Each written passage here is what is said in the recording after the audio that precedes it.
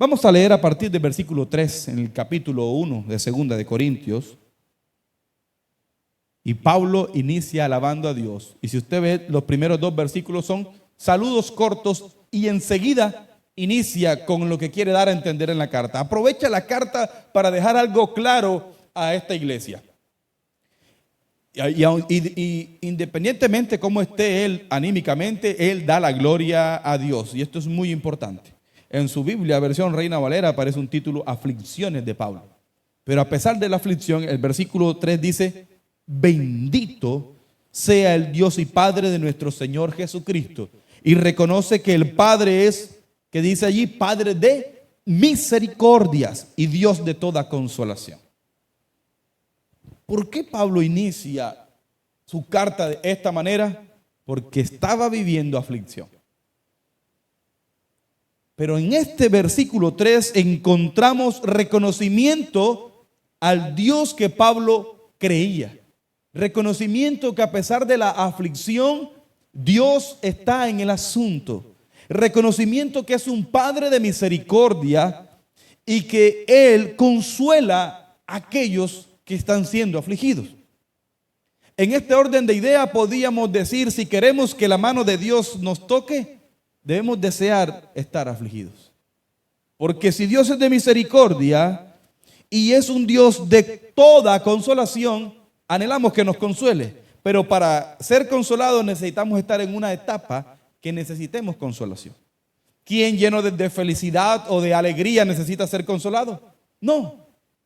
Al contrario, el que pierde, el que perdió la competencia, el que perdió un trabajo, un partido de fútbol, lo que sea, ese necesita consolación.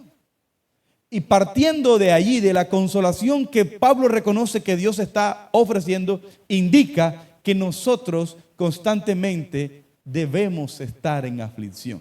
Esto no encaja con la dinámica que enseñan que llega a Cristo y se te acabarán los problemas y que debemos llevar una vida en victoria y en victoria. Si necesitas consolación es porque por ahí una que otra vez parece, no es así, parece que el mundo te ganó. Parece que el batacazo que te llevaste fue tan grande que estás derrotado. Pero sabemos que no es así porque la Biblia dice que en Cristo somos más que vencedores. Pero ¿cómo podemos entender esto? Y ahora vamos a desmenuzar un poco más para entender a qué se refiere Pablo con aflicción. Me llama la atención que desde el versículo 3, o todo el capítulo 1 hasta el versículo 11, podemos ver una palabra repetida muchas veces y se llama la palabra tribulación. Vamos a leer, por favor, del versículo 3 al versículo 11. Y ahí usted va a ir marcando en su Biblia la palabra tribulación, la va subrayando de esa manera, poder identificar cómo está tan marcado en estos 11 versículos o 8 versículos. Bendito sea el Dios y Padre de nuestro Señor Jesucristo, Padre de misericordias y Dios de toda consolación, el cual nos consuela en todas nuestras tribulaciones, para que podamos también nosotros consolar a los que están en cualquier tribulación, por medio de la consolación que con nosotros somos consolados por Dios. Porque de la manera que abundan en nosotros las aflicciones de Cristo, la aflicción también la puede subrayar, es el sinónimo de tribulación o angustia. Así abunda también por el mismo Cristo nuestra consolación. Pero si somos atribulados, es para vuestra consolación y salvación. O si somos consolados, es para nuestra consolación y salvación, la cual se opera en el sufrir, también la puede marcar, en el sufrir las mismas aflicciones que nosotros también padecemos. Y nuestra esperanza respecto de vosotros es firme, que sabemos que así como sois compañeros en las aflicciones, también lo sois en la consolación.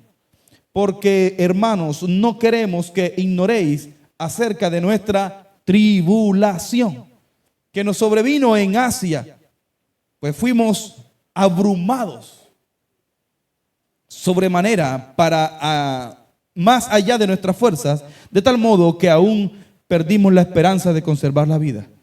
Pero tuvimos, en nosotros mismos sentencia de muerte, para que no confiásemos en nosotros mismos, sino que Dios, que resucita a los muertos, el cual nos libró y nos libra, y en quien esperamos que aún nos librará de tan gran muerte, cooperando también vosotros a favor nuestro con la oración, para que por muchas personas sean dadas gracias a favor nuestro por el don concedido a nosotros por medio de muchos. Amén.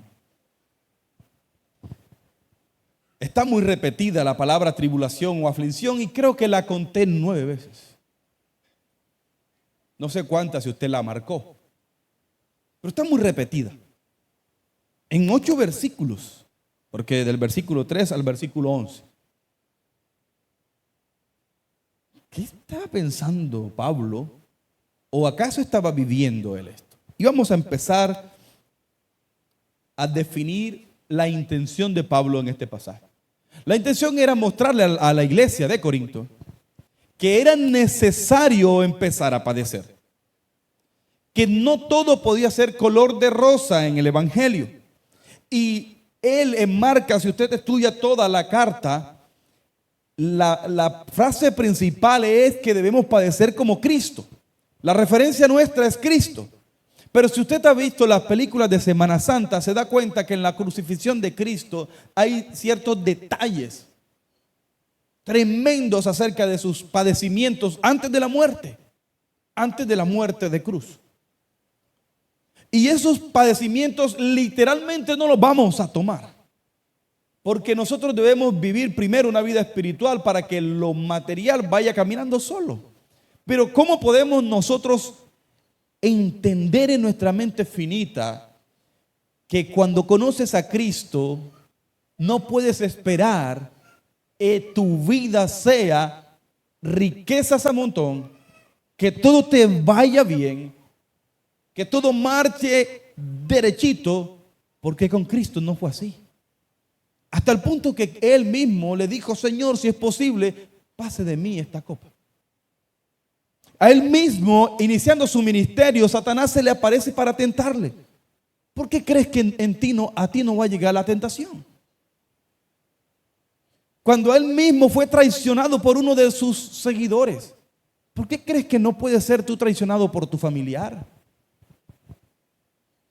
Cuando él mismo se paró y otorgó a todos la salvación y algunos decían: no, crucifíquenlo.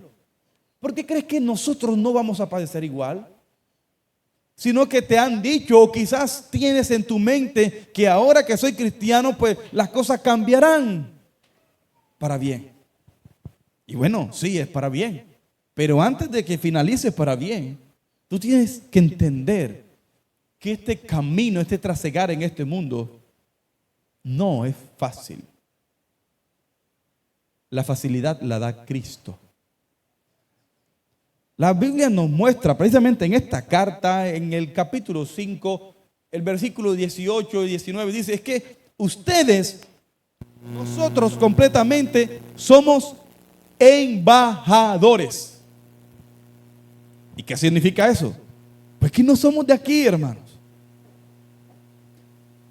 ¿Por qué nos duele tanto o nos amargamos tanto cuando este mundo, donde la Biblia dice que el que reina y gobierna es el príncipe de las tinieblas, ¿por qué nosotros nos echamos a morir de manera tremenda? Como que estamos aferrados y agarrados a este mundo, que incluso me sucedió esto, entonces no voy a la iglesia o no voy a orar hoy. Debemos entender, ser entendidos en los tiempos, que todo esto es normal. Y quizás de seguro no hemos sufrido lo que sufrieron muchos de los primeros cristianos y lo que falta por padecer. Y a veces desmayamos muy fácil. A mí me llama la atención que a pesar de todo esto, él le dice a Tito y a Timoteo que sufran aflicciones, pero que se pongan gozosos. Y eso realmente en nuestro oído es contradictorio. Es totalmente contradictorio. Pero ¿cuándo llegamos a entender eso, hermanos? Cuando yo veo que Cristo, cuando yo recuerdo el día que recibí a Jesucristo como mi Salvador, quizás ese día no lo entendí así, y ahora a medida que voy creciendo lo voy entendiendo así.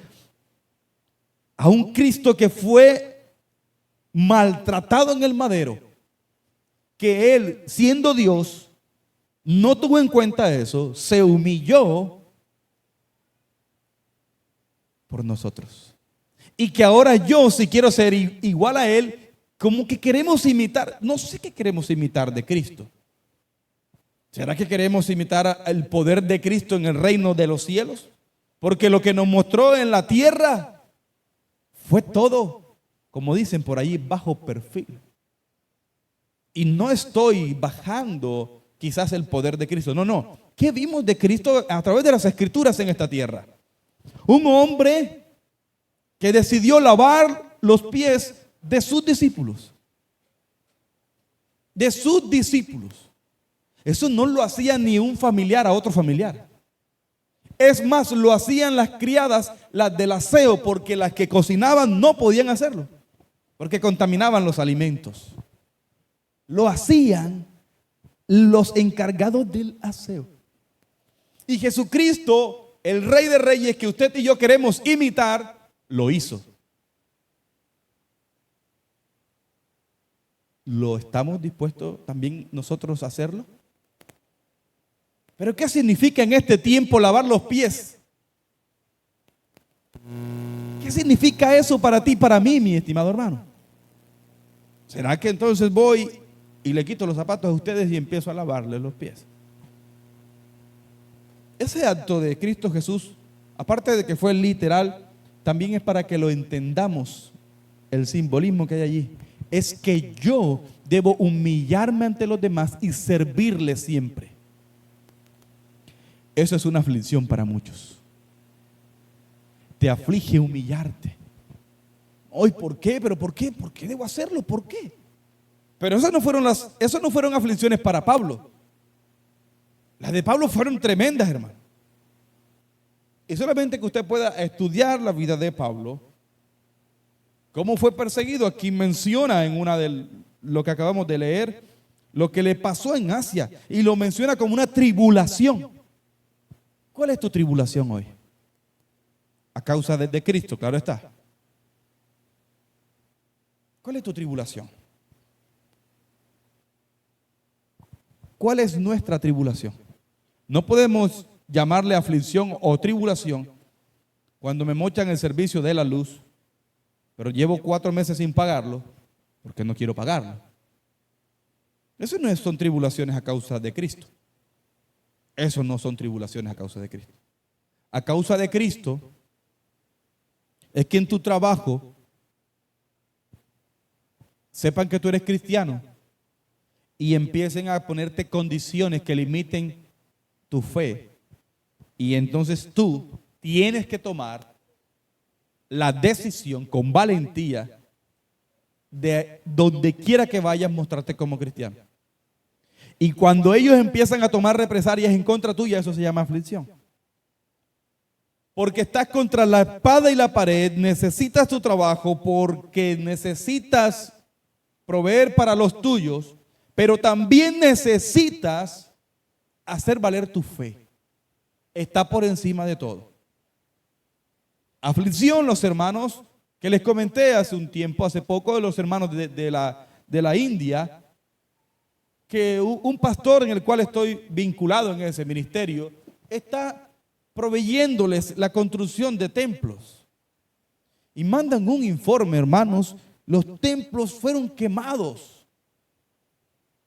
Y los hermanos van al culto y el templo, usted lo ve como cuando vemos acá en Colombia que vemos los ataques de violencia en las comunidades que tiran esos cilindros y que las paredes quedan derrumbadas y las que quedan en pie quedan todas como negras, así quemadas, sin techo. Y los hermanos se sientan en los escombros a adorar a Dios. A pesar de la tribulación, eso es lo que dice Pablo, a pesar de la tribulación, adora y alaba a Dios. ¿Qué haríamos si no lo permita Dios? Nos tumban esto aquí. ¿qué haremos? Nos esparcimos, continuamos, nos levantamos, pero ¿a qué tribulación? Estoy hablando de muchas cosas, pero ahora ya me voy a centrar, no se preocupen. Cuando estés atribulado, hermano, Pablo le dijo a los Corintios, versículo 4, hablando de Dios, de toda consolación, el cual nos consuela. ¿En cuántas tribulaciones, hermanos? En todas nuestras tribulaciones. Pero ¿para qué nos consuela, hermanos? Para que podamos también nosotros consolar a los que están en cualquier tribulación.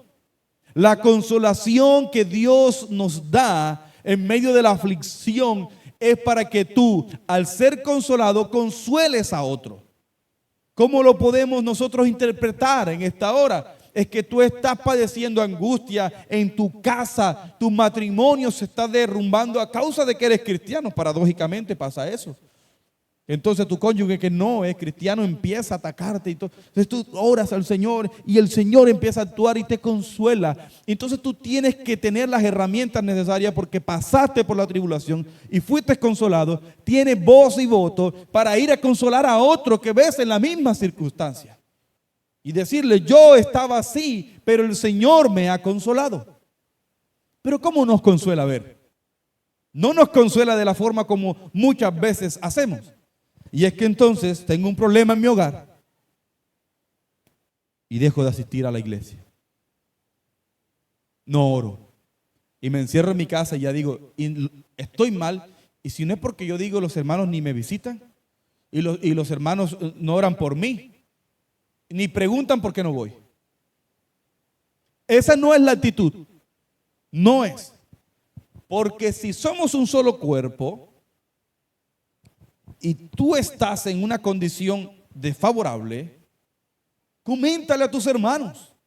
Hermanos, ayuda, necesito ayuda.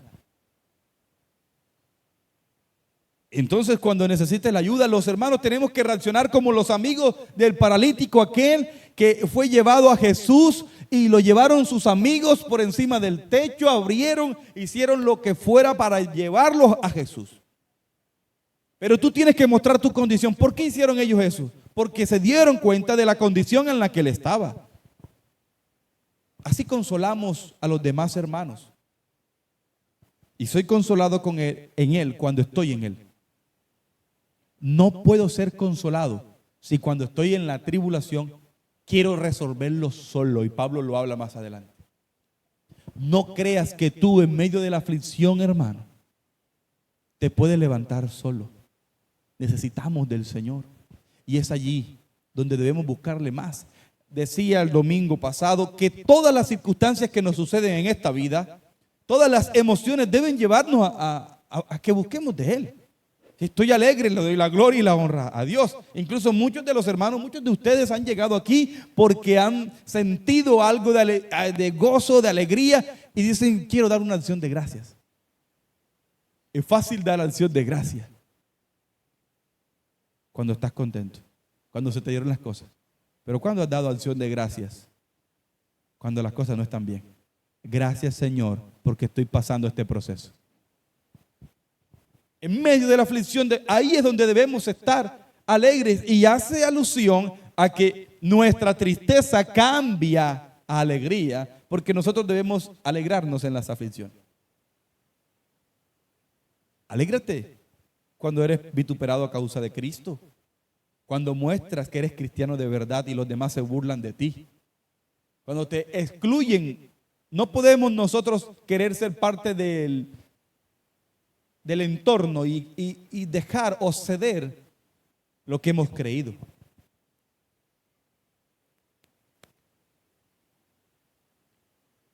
Pablo dice, en nosotros, él estaba con Timoteo cuando envió esta carta, él estaba junto con Timoteo.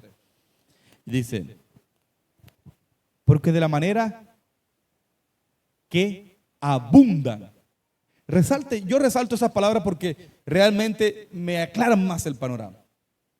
Las aflicciones en ellos no eran pocas, eran muchas, hermanos. porque de la manera que abundan en nosotros las aflicciones ¿de quién? ¿Será que en nosotros abundan las aflicciones de Cristo? Las de Cristo.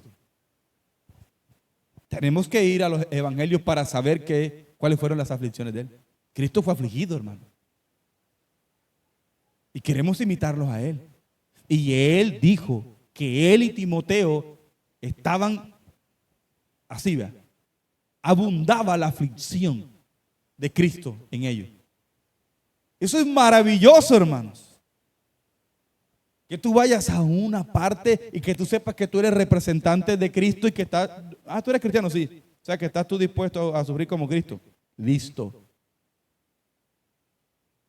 Eso no lo hacen todos. Nos falta mucho, hermano. ¿A qué le llamamos aflicción? ¿A qué le llamamos tribulación? Todavía no hemos entendido y lo peor es que no hemos pasado las tribulaciones de ellos y ya estamos afligidos, tristes, decaídos. Por cualquier cosa. Me fue mal esta semana en el trabajo, hermano. Ay, ¿por qué? Me pusieron el doble del trabajo. Y ya, eso es una tribulación. No, eso es lo que Pablo está hablando. Estoy atribulada, ¿por qué? Porque llevo 4 días comiendo arroz con berenjena. Eso no es tribulación, hermanos. Eso no es aflicción. Nosotros estamos muy cómodos. Créanme que lo tenemos todo. Y si hablamos de congregaciones que quizás tienen otro estatus allá social, yo me refiero a los estratos económicos, esta palabra es poco entendible para ellos. Si es poco entendible para nosotros, que consideramos que ya estamos en esa etapa de la aflicción, pero aún no. Pero lo más reconfortante que Pablo dice aquí, lo dice después. Dice, porque de la manera que abundan en nosotros las aflicciones de Cristo, así, o sea, de esa misma manera, abunda también, ¿qué? Por el mismo Cristo que abunda, nuestra consolación. Tómese un minuto y marque las veces que dice consolación. Del versículo 3 al versículo 11. Yo encontré 10, encontré una más que aflicción. O sea que si 9 veces eres afligido, 10 veces serás consolado. Si quizás nos abruma un poco ver la palabra tribulación o aflicción tantas veces, pero usted se va a encontrar que la palabra consuelo la encontramos más veces. La encontramos muchas veces más. Bendito sea nuestro Dios. ¿Cuántas veces, hermanos? 10 veces. Hermano, ¿quiere ser consolado por el Señor? Amén. ¿O no? Amén. Necesitas ser afligido. Porque si no eres afligido, no necesitas una consolación. O tú vas a comentarle, vamos a ver que Pacho está compitiendo en una carrera de motos. Tiene una NKD, esas motos corren bueno. Y vamos a ver que yo llegué tarde y después llego, ay Pacho, lo lamento mucho, manito. ¿Cuál lamento si yo fui el que gané? No, qué pena. Voy a buscar al que está llorando, afligido, angustiado. Hombre, yo la moto mía la arreglé tanto y no gané. A ese es el que necesita consuelo. El pasaje muestra 10 veces la palabra consolación. Significa que mínimo 9 veces necesita ser afligido. Y la aflicción esta produce gozo en ti y en mí, de la manera como lo produjo en Pablo, porque sabe que Dios está actuando. No hay aflicción o tribulación en tu vida, hermano, que el Señor no la trate. Él la trata. Porque Él no quiere dejarnos allí. Esto es tremendo, hermano. Versículo 6. Pero si somos atribulados, ¿es para qué, hermano? Y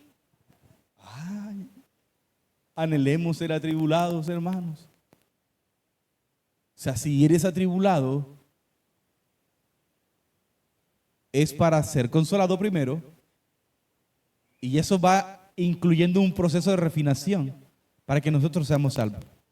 Pero ojo, me refiero a la aflicción y tribulación a causa de Cristo, hermanos. Predica a Cristo, predícalo. Y si tus vecinos se les fastidia la predicación, predícalo. Y si tus familiares dicen, a toda hora mantienes metido en la iglesia, continúa metido en la iglesia. Yo me he encontrado con muchos hermanos que ya no van a la iglesia. ¿Y por qué? No, hombre, si mi mamá me decía, ¿usted qué hace metido en la iglesia? Y por eso ya no fui más. No, hermano. Porque entonces el Señor, si no sufre la tribulación o la aflicción, no recibirás consolación. Y bienaventurados los que somos consolados por el Señor. Así que cuando estés en ese momento, si ahora estás en ese, dale gloria a Dios. Dile, Señor, gracias porque de verdad me estás mirando y tú me consuelas. Y el producto final es la gloria eterna. Es en el reino de los cielos, hermano. Pero si somos atribulados es para vuestra consolación y salvación. O si somos consolados es para vuestra consolación y salvación, la cual se opera en el ¿qué, hermano? Estamos en el versículo 6. Se opera en el sufrir. Pero hubo hace un tiempo una congregación mundial que se llamaba Pare de Sufrir. Los más antiguos aquí en el Evangelio saben de qué estoy hablando. Pare de sufrir.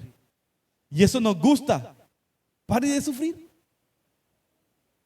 Todo en esta vida rige en torno a eso. Se eligieron los candidatos presidenciales y ganó porque ya íbamos a parar de sufrir. Y en los de la alcaldía también, la gente espera que el que gane nos va a ayudar para que el pueblo pare de sufrir. Y el colmo es que en las iglesias entonces ahora también se predica que llega Cristo y para de sufrir. Pero Pablo está en contra de todo esto y lo dijo antes que todo este régimen lo dijera. La cual se opera, o sea, la cual obra, la manera en que puede obrar la consolación es en el sufrir las mismas aflicciones que nosotros también padecemos. O sea, ustedes como iglesia, él se colocó como ejemplo. Él y Timoteo andaban por aquí y por allá. Timoteo siguiéndole y pastoreando iglesias. Y él dice, así como nosotros padecemos, si ustedes quieren ser consolados y que se ejercite la salvación en ustedes, deben sufrir. Se ejercitan al sufrir. Ahora, no vamos a hacer una iglesia masoquista. El pastor está hablando de que ahora es sufrimiento y vamos a llegar allá. Hola, hermano, Dios te bendiga, amén. ¿Y tú qué tienes? Estoy sufriendo.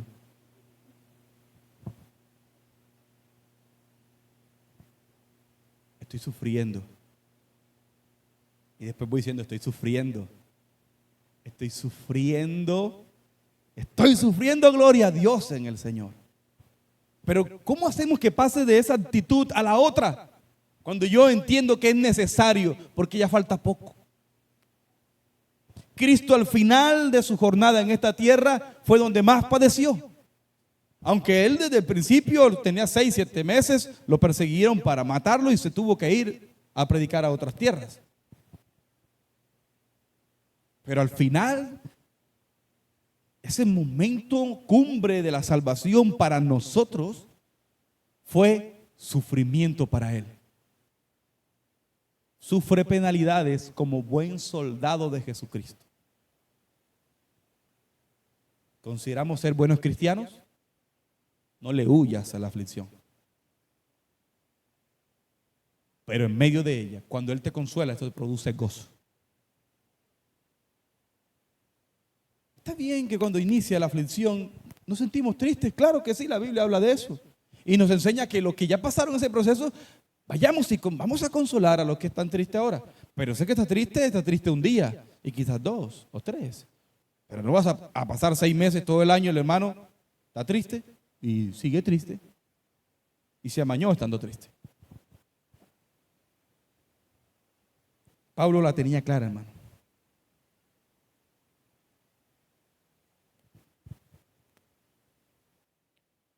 La Biblia nos enseña a llorar con los que lloran, a sufrir con los que sufren. Por eso Pablo dice en el versículo 7, y nuestra esperanza respecto de vosotros es firme que, pues sabemos que así como sois compañeros en las aflicciones. ¿Será que somos compañeros de los hermanos en las aflicciones? ¿O la hermana Karen vive su aflicción sola? No somos compañeros. Nos importa. Nos importa, no le visitamos. No sabemos cómo está. Pero obviamente para saber, la hermana Karen tiene que decirnos. Entonces ya decimos, bueno, es nuestra hermana. Acompañémosles. Vamos a estar atentos.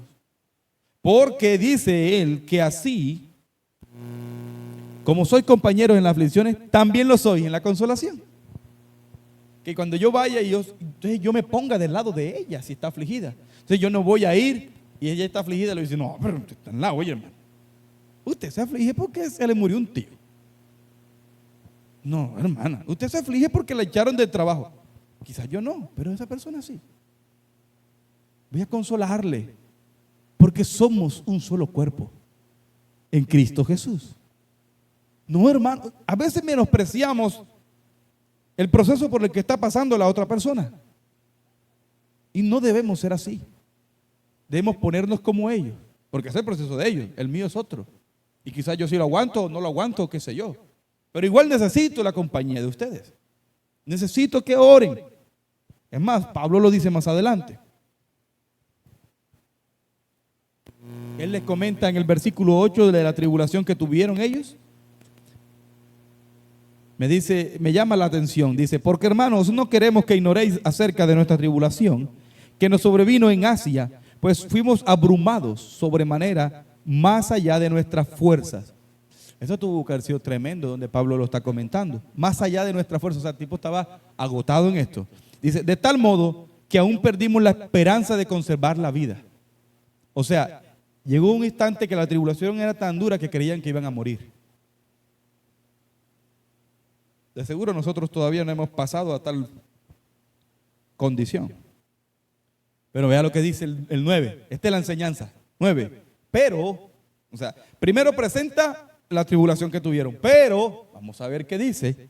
Pero tuvimos en nosotros mismos sentencia de muerte. O sea, estuvimos allí firmes aunque pensábamos que íbamos a morir. Pero dice aquí, para que no confiásemos en nosotros mismos, sino en Dios que resucita a los muertos. O sea, a veces en medio de la aflicción queremos, lo que ya dije en un principio, enfrentarlo todo solo. Y yo lo hago por mis medios porque yo lo he hecho siempre así. Yo, incluso a veces viene de crianza. A veces de crianza, que le enseñan a la persona, tú puedes solo, tú puedes sola. Yo conozco un problema que hay, bueno, que se está tratando en una pareja de amigos. Son cristianos. Y ellos son pastores. Pero ella desde niña fue criada en un matriarcado, le llama ella. Y es que la mamá fue quien los crió. Pero la mamá es de carácter fuerte. Y la mamá le decía, usted puede trabajar. Para que no se deje echar cuento de ningún hombre. Y la crió con un carácter fuerte. Se casó. Y el hombre con que se casó pues es muy dócil. Tan humilde este hombre, callado. Y ella, como él no tomó ese rol de la cabeza, pues ella sí. Y era fuerte. Y ahí llegó la tribulación. Hasta que ahora mismo está siendo procesada y me dice, vea, ha sido tan duro, me hizo tanto daño, viene arraigado en mi crianza, que nos criaran así. Porque incluso hasta mi hija sigue así. Y incluso cuando va a pedir algún permiso o algo, llega donde mí, no va donde el papá. Y yo le pregunto, pero ve allá a donde tu papá. No, yo voy a donde usted porque usted siempre es la que habla. Y ella, no, y ella lloraba y ha llorado por eso, porque eso viene ahí intrínseco desde pequeña y eso ha sido adoptado por ella y ahora que está en Cristo, ella sabe que debe cambiarlo. Porque no es el orden. Ella creía que con su fuerza podía desarrollar o resolver todo. Y no era así. Ahora, para cambiar su carácter, necesita de Dios. Para cambiar y empezar ese proceso, necesita de Él. Y eso que está en una aflicción, ya lo reconoció. Y me dijo, sigue orando por eso. O sea, ha sido humilde en ese propósito. A veces estamos en aflicciones y quiero seguir enfrentándolo solo. Y a veces te molesta porque entonces nadie aparece. Pero si tú lo quieres enfrentar solo, incluso sin Dios. Porque si tú decides dejar de asistir a la iglesia, no orar más, estás sacando a Dios de la ecuación. No solamente estás sacando a tus hermanos, sino también estás sacando a Dios. Es una muestra. Pero cuando yo sé que el hermano que viene a la congregación está afligido, vea, seguro que recibe la consolación de parte de Dios, porque él no se ha despegado de Dios. No tomemos la mala decisión de alejarnos de Dios. Versículo 10, porque ¿sabe qué hace Dios? Lo que dice el versículo 10, el cual nos libró, pero no solamente los libró en tiempo pasado, dice, y nos libra, o sea, en el presente también, y obviamente en el futuro. Pero Pablo lo tenía muy claro, dice, el cual nos libró y nos libra, y en quien esperamos que aún nos librará, pasado, presente y futuro.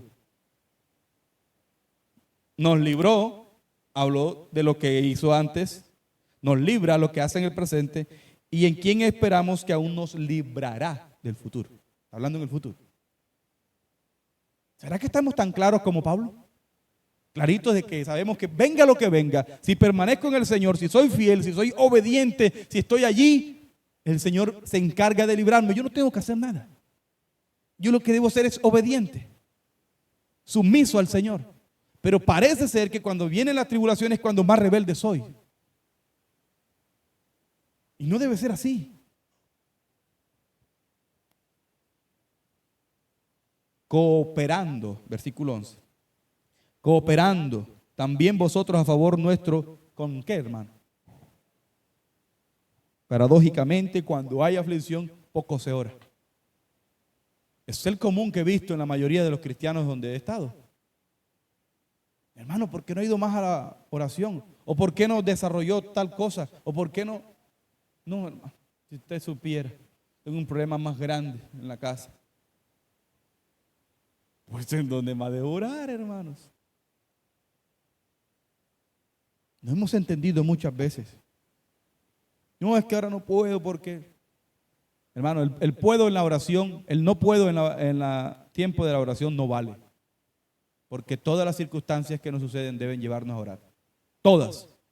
Oración de acción de gracias, de petición, ¿sí?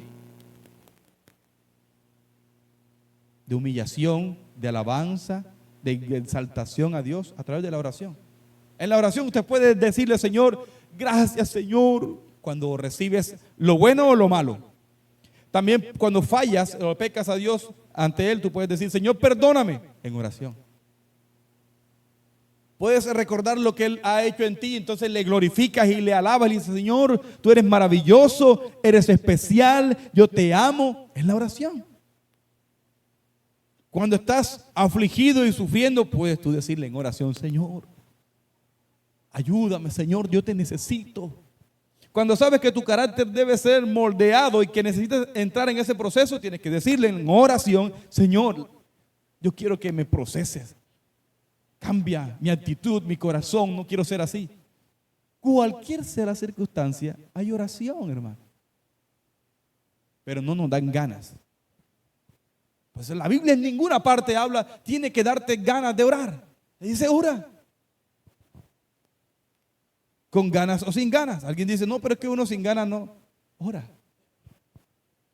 Ora. Hay que obedecer. Hay que orar. Todas las circunstancias nos deben llevar a orar. Cooperando también vosotros a favor nuestro con la oración, para que por muchas personas sean dadas gracias a favor nuestro por el don concedido a nosotros por medio de muchos. ¿Qué significa esto? Que Él estaba pidiendo que se orara por ellos para que cuando el favor de Dios se hiciera en ellos, el nombre de Dios sea glorificado por lo que Dios hizo en ellos. O sea, oremos por los hermanos que están afligidos para que cuando ellos sean consolados, demos gracias a Dios por la consolación que recibieron ellos. O sea que todo nos lleva a orar. Oremos por ellos, por lo que están padeciendo ellos, y después vamos a darle gracias a Dios en oración por lo que Dios hizo en ellos.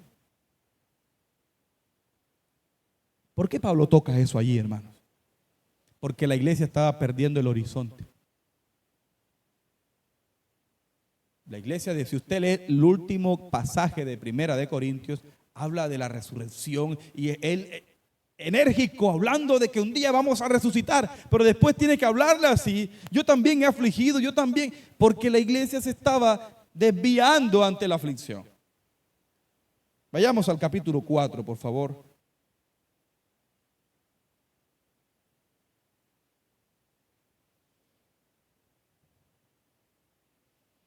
Versículo 7.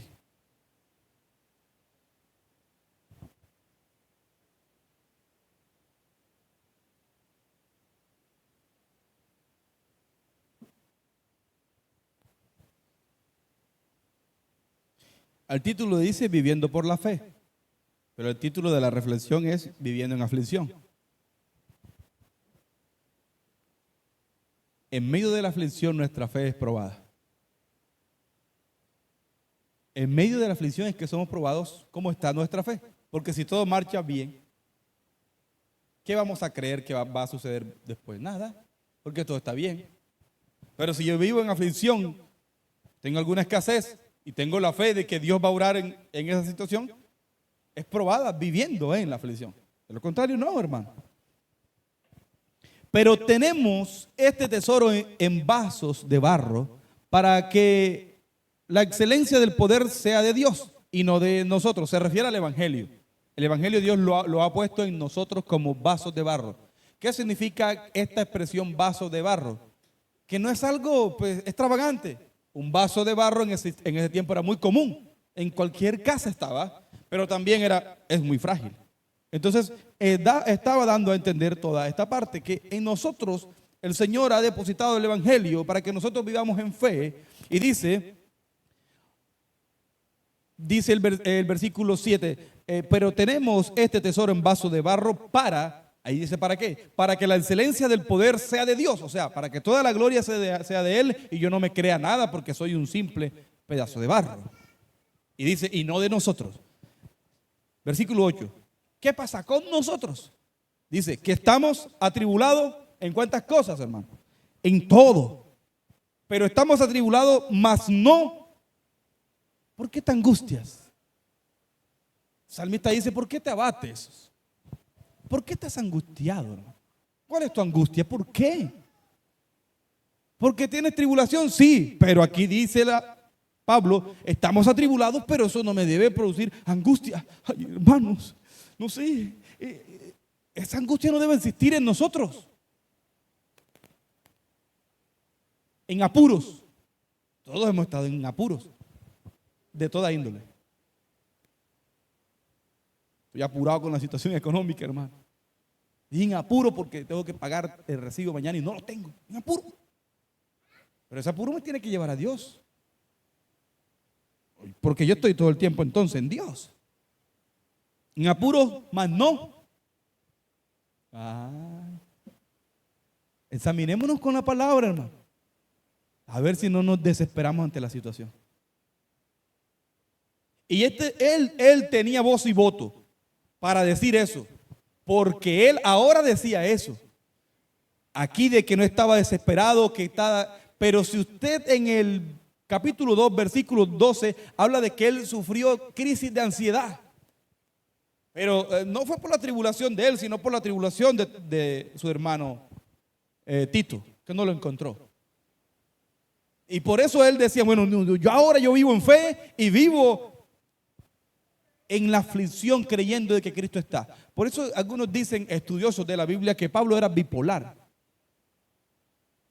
Porque usted va a leer, sus cartas son especiales, hermano.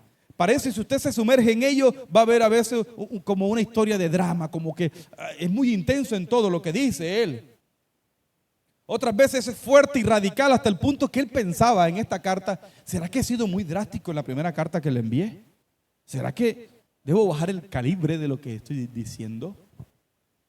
Entonces empezó a hablarles como, hermanos, debemos vivir así, así, así. En apuros, mas no desesperados. Perseguidos, mas no desamparados. Esto sí es cosa seria, hermano. No sé si a usted le ha pasado. No sé si le ha pasado. Una vez en Palma Soriana yo estaba pequeñito. Y en el colegio, yo nunca fui que me gustó el pleito, la pelea. Pero resulta que la profesora me colocaba a mí como era el más callado. Ella se iba. Y ella decía, Danuar, saca una hoja. Yo voy a estar un momentico acá, voy donde la directora. Me anota todo el que haga desorden. Y yo sentado ahí, y se me acercaban los más bravos. Me anotas ahí y te levanto a pata. No pasa nada. Y ellos hacían desorden, hermano. Y un día me llené de valor. Digo yo que de valor. Y anoté varios. Y ellos creían, yo tenía otra hoja que yo no los había anotado. Y bueno, y llegó la profesora, y yo, Danuar, venga, ya se puede ir, pero entrégame la hoja. Y yo me vine y yo le entregué la hoja. Y yo salí, bueno, se va a quedar con ellos más tiempo porque todavía faltaban como 15 minutos para acabarse la clase. Y yo salí, cogí el bolso y voy caminando, salgo del colegio, cojo la calle, el parque. Cuando llego aquí a la esquina que voy a voltear para la casa, viene uno corriendo. Yo te dije que te iba a patear si me anotaba. Y empiezo a correr, hermano. Corriendo para la casa. Vea, usted cuando no hay alguien que te salga como, hey, ¿qué es lo que pasa con el pelado? Nadie salió. Y ahora me recuerda esta parte. Dice, hermano, perseguido. Yo estaba siendo perseguido ese día por ese muchacho. Y me sentía desamparado. Me sentía desamparado. Vea, el tipo no me dio pata porque él desistió de la carrera. Ya, ¿por qué le voy a pegar yo a este pelado? Pero yo me sentía perseguido y que no había nadie en que me amparara, hermano. Yo solamente me imaginaba cuando iba corriendo así, como que me iba a alcanzar y me iba a levantar pata. Pero cuando nosotros creemos en el Señor, aunque estés perseguido en tu trabajo, a veces somos perseguidos en la familia, hermano, y eso duele. Te persiguen por la manera como tú percibes la fe en Cristo Jesús. Una fe seria, arraigada en Él, que te llama a esto, que te confronta en esto. Aunque tú estés siendo perseguido, la Biblia te dice que no estás desamparado. Esto debe producir gozo. Esto debe llevarte a alegrarte. Porque si alguien en medio de la carrera hubiese salido, ay, tú porque corres, no, fulanito viene, y me sale a defender, ya me da como que cierta alegría. ¿Por qué? Porque no estoy solo. No estamos solos, hermanos. Los hermanos no lo creen porque solamente 2 dijeron amén. Si tú crees que estás solo en el proceso, hermano, de seguro te va a dar pereza para todo. No vas a agradecer a Dios porque sientes que Él no está. ¿Qué le vas a agradecer si a tu parecer Él no está? Pero si tú y yo hemos creído en Cristo Jesús, ante las adversidades no estamos solos. Derribados. ¿Cuántas veces te has sentido derribado? Pero tú no es que te caes, no, es que te derriban. Te tumban. Pero eso no implica que ya perdiste. Derrotados, no. Derribados, pero no destruidos. ¿Estás identificando todo este proceso en tu vida?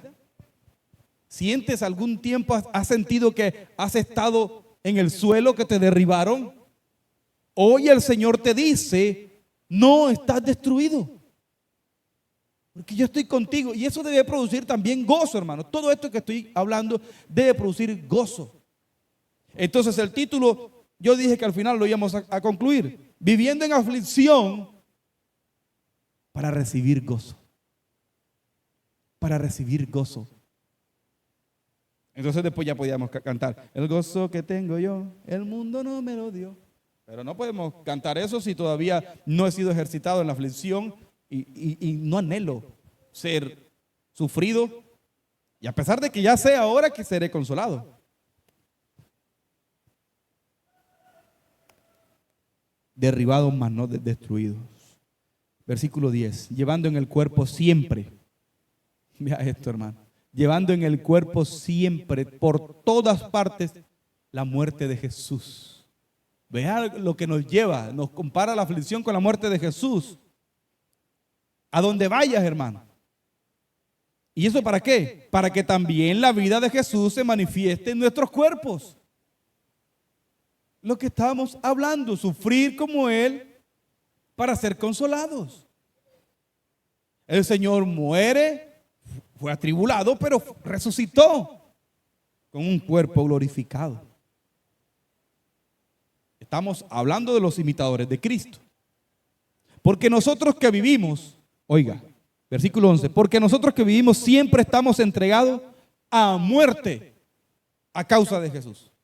¿Está usted entendiendo eso? Eso se llama tomar la cruz y seguir. Tomar la cruz no es, algunos dicen, no, eso es con tus problemas y todos tú seguir a Cristo. No, es más grande aún la definición. Lo dije la otra vez, que todo aquel que era condenado a crucifixión tenía que llevar su propia cruz a donde lo iban a crucificar. Y eso lo hacían para que todo el mundo se enterara y iba por el camino con la cruz hacia arriba. Eso no fue un castigo extra para Jesús que llevara su cruz. Bueno, nosotros que vivimos en Cristo Jesús, siempre estamos entregados a muerte por causa de Jesús. O sea, aquel que llevaba la cruz en ese momento sabía que iba a morir. Sabía que iba a morir. Esto es muy tremendo, hermano. De verdad, a mí me habla mucho esta palabra de esta manera. ¿Y esto para qué vamos a llevar la cruz? Para que también la vida de Jesús se manifieste en nuestra carne mortal. En nosotros, en nuestra vida ahora, aquí en la tierra. Y queremos que Jesús se manifieste. Y cantamos la canción, Yahvé se manifestará. Pero queremos que se manifieste ¿de qué manera? Que venga y se manifieste y se enoje y nos destruya porque no hemos alcanzado a hacer las cosas bien. No, queremos y anhelamos que Él se manifieste en nuestra vida para consolación y salvación.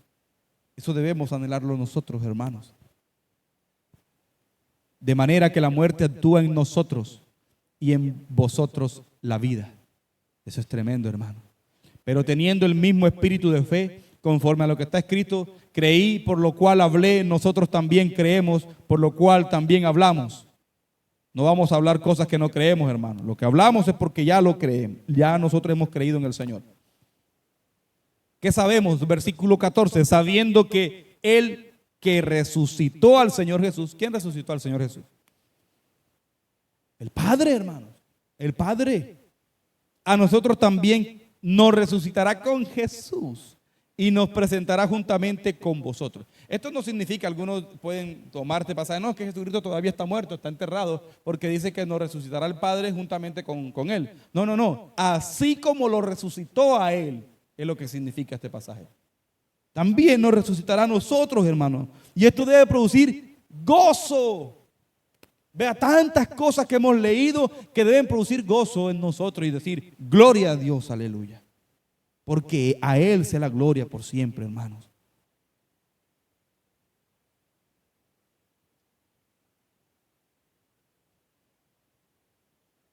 Porque todas estas cosas padecemos por amor a vosotros. Está diciendo Pablo que Él padece todo por amor a la iglesia. Está hablando Él que Él padece por amor a la iglesia. Para que abundando la gracia por medio de muchos, la acción de gracia sobreabunde para la gloria de Dios. Lo que dije en un principio. Para que tú veas de qué manera Dios da regalos no merecidos a las personas. Entonces nosotros podamos glorificar a Dios por eso. Usted y yo debemos darle la gloria a Dios cuando alguien reciba a Cristo, hermano. No es que recibió a Cristo y algunos dicen, vamos a ver cuánto tiempo va a durar. Vamos a ver si es verdad, porque ese es más malo que... Eso en el pueblo cristiano no debe pasar. Yo debo darle la gloria a Dios, gracias a Dios, y decir, Señor, que seas tú ayudándole y yo también. Debemos estar dispuestos a todo esto, hermano, porque así funciona el pueblo cristiano. Por tanto, no desmayamos. Antes, aunque nuestro hombre exterior se va desgastando, nos vamos cansando, hermano. La carne se va desgastando y dice, ya no puedo más. El interior, mientras esto se va desgastando la carne, el interior, no obstante, se renueva cada mes, de día en día. ¿Será que nos estamos renovando de día en día? En el proceso de la aflicción, el Señor está actuando. Y esto debe producir en nosotros renovación de espíritu. Renovación, que cada día yo esté mejorando. Y al contrario, algunos están decayendo. Y pasa un día, pasa otro día, pasa otro día. Y en vez de permanecer, lo que hacen es echarse atrás. ¿Será que Dios está actuando allí? No, no está actuando. Porque tú no tienes deseos de nada. Actívate en el Señor ahora por su Santo Espíritu para que día a día el interior el interior en ti es el Espíritu que el Señor ha puesto en ti. El Espíritu Santo de Dios te renueva cada día. Y entonces podrás cantar con entendimiento, renuévame, Señor Jesús, ya no quiero ser igual. Yo tengo que tener esa disposición. Y debes tener en cuenta que versículo 17 dice, porque esta leve, es una leve. ¿Sabe por qué dice que es leve? Porque los que están sin Cristo y mueran así tendrán una abundante tribulación. La Biblia habla de la condenación eterna. Nosotros tenemos una leve tribulación momentánea. La que tendrán los que se vayan sin Cristo es abundante y no es momentánea, es eterna. Vean la diferencia que hay, hermano. Por eso debemos darle la gloria a Dios. Porque esta leve tribulación momentánea produce en nosotros un cada vez más, o sea, cada vez más, no cada vez menos, cada vez más excelente y eterno peso de gloria. Me llama la atención las palabras que usa Pablo para cada vez engrandecer más el nombre de Dios y eso es lo que ha hecho. Que usted y yo, cuando vamos a referirnos a Dios, utilicemos las palabras más grandes que hay para Él. Vea, utiliza varias, y por eso hay mucha gente que no entiende a veces lo que lee. Pero si tú te pones en detalle, produce en nosotros cada vez más. No dice cada vez excelente, no, cada vez más. O sea, resalta la grandeza, resalta la cantidad, pero también la calidad, porque dice excelente. Cada vez más excelente y eterno, o sea, continuo por siempre, peso de gloria. La tribulación momentánea es para que la gloria sea dada al Padre. Es para eso, hermano. Y el último consejo aquí, para finalizar, es, hermano, no miremos, como dice el versículo 18, no mirando nosotros las cosas que se ven, sino las que no se ven. Pues las cosas que se ven son temporales, pero las que no se ven son eternas. Si nos ponemos mucho tiempo a mirar lo que se ve, nos va a gustar más y nos vamos a enamorar más. Y se nos olvida la promesa de las cosas que no vemos ahora, que son eternas. Estas, dice aquí, son temporales por un tiempo. Caducan. Lo que el Señor entrega permanece para siempre. Ponte en pie, por favor, y vamos a darle gracias al Señor.